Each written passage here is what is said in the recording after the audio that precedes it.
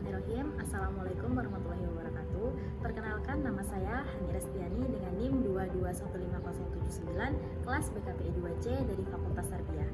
Baiklah, di sini saya akan melaksanakan atau melakukan wawancara dengan dua rekan saya, yaitu Atala Yusuf dan Michael Evan dari SMAN 1 Pangkal Pinang, dengan tema kesadaran siswa terhadap teknik atau cara mengajar guru di sekolah. Selain untuk memenuhi tugas mata kuliah, wawancara ini merupakan salah satu metode untuk mengukur sejauh mana siswa memiliki kesadaran terhadap teknik atau cara mengajar yang baik. Dalam wawancara ini mereka akan saya tanya tentang pendapat mereka mengenai teknik atau cara mengajar yang baik dan serta bagaimana mereka merespon teknik atau cara mengajar tersebut. Untuk mengetahui lebih lanjut, langsung saja kita mulai wawancaranya. Baiklah, halo, selamat siang. Perkenalkan, nama aku Hani Restiani. Aku mahasiswa dari Yayasan Pangkal Pinang. Jadi tujuan aku melakukan wawancara ini yaitu untuk memenuhi salah satu tugas mata kuliah aku. Aku mau ucapin banyak terima kasih buat kalian atas kesediaan Evan ya dan Atala yang sudah bersedia menjadi narasumber dalam wawancara ini. Jadi ada beberapa pertanyaan yang bertema tentang kesadaran siswa terhadap teknik atau cara mengajar guru di sekolah. Sebagai pelajar kan pastinya kalian tahu dong. Jadi di sini aku mau tanya hal-hal yang bersifat umum dulu. Sebelumnya kalian kelas berapa? Kelas 12, IPA 5. 12 IPA 2. Hobinya apa? Debat sih, Kak. Oh, suka debat. Kalau atau? Kalau atau? Main game, aduh. Main game, main basket gitu, Kak. Jadi aku mulai langsung bertanya aja ya. Jadi menurut kalian apa sih teknik atau cara mengajar yang baik itu? Dari Atala atau dari Evan? Serah, mau bilang yang mana? Baik apa itu teknik atau cara mengajar yang baik? Ya. Menurut saya, teknik atau cara mengajar yang baik itu yang bisa direalisasikan dengan baik. Contohnya sesuatu yang penuh inovasi. Jadi terus berkembang, fleksibel daripada muridnya. Karena para murid itu kan unik. Iya. Jadi dengan caranya masing-masing guru gak bisa langsung menggunakan satu cara aja. Jadi guru sendiri harus fleksibel dalam mengajari murid-murid, menyesuaikan dengan karakter murid-muridnya. Kalau dari Atala, mau menambahkan? Sama. Jadi langsung ke pertanyaan kedua ya. Apa saja yang kalian ketahui tentang teknik atau cara yang harus dimiliki guru atau pendidik supaya dapat mengajar dengan baik? Mau dari siapa dulu yang mau jawab? Bebas Kak, siapa aja boleh. Dari kalian siapa yang mau jawab? Atau dulu? Menurut saya kalau guru mengajar itu lebih Gimana? bisa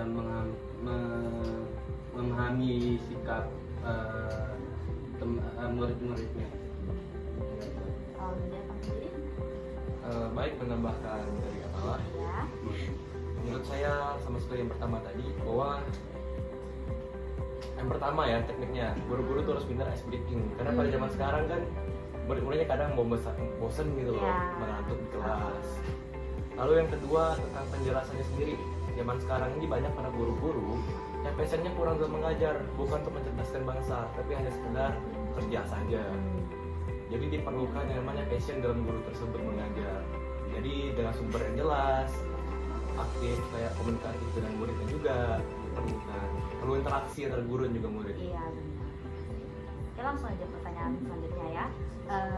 Bagaimana kalian merespon teknik atau cara mengajar tersebut dalam kegiatan belajar mengajar?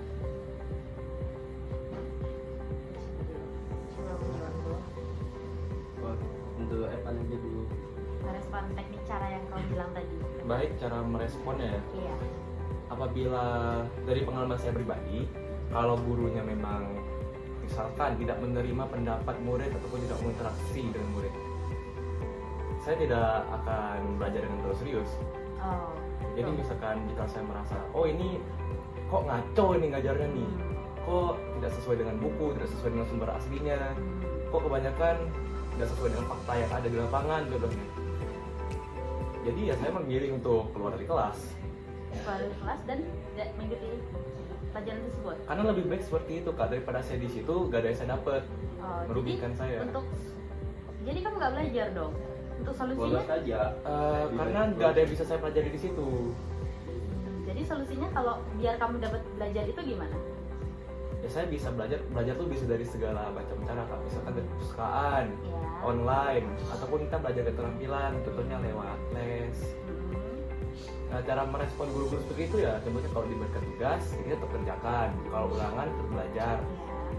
Ya kita ikutin aja Kak. Tapi kalau cara mengajarnya kita tidak mengerti, tidak sesuai dengan cara kita, ya mau digimanain lagi Kak. Ya langsung pertanyaan selanjutnya.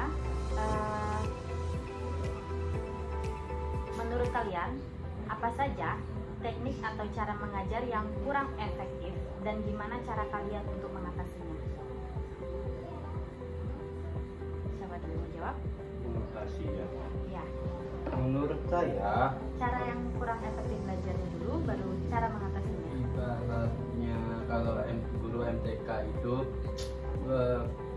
lebih cepat mengajarkannya, muridnya agak bisa memahami materi itu. Jadi terlalu cepat mengajarnya. Iya. Jadi untuk mengatasinya gimana menurut kamu? Ya mengajar lebih pelan-pelan, cara mengajarnya gitu, detail gitu. Kalau menurut kamu sendiri? Baik, lanjutkan dari apalah. Ya. Yang pertama tadi, gimana guru-guru yang terlalu kaku dalam mengajar? Solusinya bagaimana? Ya kita harus, guru-guru tersebut harus belajar tentang speaking, lebih interaktif terhadap murid-muridnya. Lalu yang kedua tentang guru-guru yang pemahamannya di situ-situ aja, tidak mau berkembang sebagai guru, merasa bahwa oh saya ini guru loh, saya ini cukup sampai di sini aja, saya ini yang paling pintar loh di kelas ini. Hal tersebut kan merupakan sikap yang kurang, sehingga seharusnya guru tersebut solusinya bagaimana Kak? Ya guru tersebut harus terbuka, menerima pendapat dari murid-muridnya, interaktif juga, terus belajar lagi. Misalkan contohnya update terus berita. Kita ambil contoh sekarang guru-guru PKN misalnya, itu kan hal PKN itu kan harus terus belajar Kak. Misalkan dari berita kondisi Indonesia sekarang, kalau berdasarkan hal zaman dahulu saja, misalnya sejarah-sejarah yang dulu itu aja yang nggak berkembang, sehingga diperlukan untuk guru tersebut terus belajar interaktif bersama murid-muridnya. Ya.